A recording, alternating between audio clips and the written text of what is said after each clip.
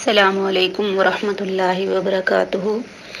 बिस्मिल्लाह वस्सलातु वस्सलामु अला रसूलिल्लाह, अम्मा बाद। सवाल है कि बाज़ लोग अपने बच्चों को जिन्नों के शर से बचाने के लिए उनके पास छुरी रख देते हैं या फिर तावीज़ वगैरह लटका लेते हैं, क्या ये अमल दुरुस्त है?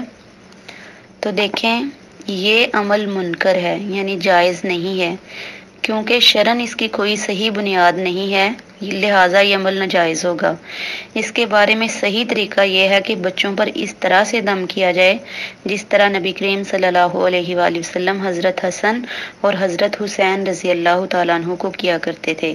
दम के अल्फाज ये हैं: अऊज़ु बिकलिमातिल्लाहि ताम्माति मिन कुल्लि शैतानिन व हाम्मतिन व मिन कुल्लि ऐनिन लाम्मतिन। ये बुखारी शरीफ की हदीस है कि इस तरह से नबी करीम सल्लल्लाहु अलैहि वसल्लम ने हमें कलिमात सिखाए हैं।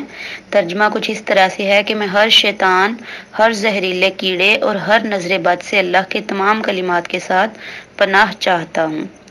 नीज़ इनके लिए दुआ करें कि अल्लाह ताला उन्हें हर किस्म की बुराई से महफूज फरमाए। बच्चों के पास छुरी या लोहे और लकड़ी वगैरह की कोई चीज़ इस इत्काद से रखना कि ये उन्हें जिन्नों से महफूज रखेगी, तो ऐसा करना जायज़ नहीं है। इसी तरह से तावीज़ात के बारे में आपने पूछा है, तो तावीज़ात का इस्तेमाल भी बिल्कुल नाजायज़ है।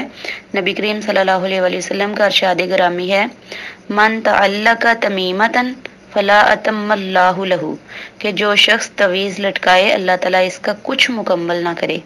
देखें, ये बददुआ ही है ना, इस तरह से करना जायज़ नहीं है। इसीलिए तो तावीज़ वगैरह लटकाना, तावीज़ लेना बिल्कुल भी सही काम नहीं है ये। इसी तरह दूसरी रिवायत है कि नबी करीम सल्लल्लाहु अलैहि वसल्लम ने फरमाया, मन तअल्लक़ तमीमतन फ़क़द अशरका, कि जिसने तावीज़ लटकाया उसने शिरक किया। अल्लाह ताला मुसलमानों को दीन में समझ और इस पर इस्तिकामत अता फरमाए। वल्लाहु आलम बिस्सवाब।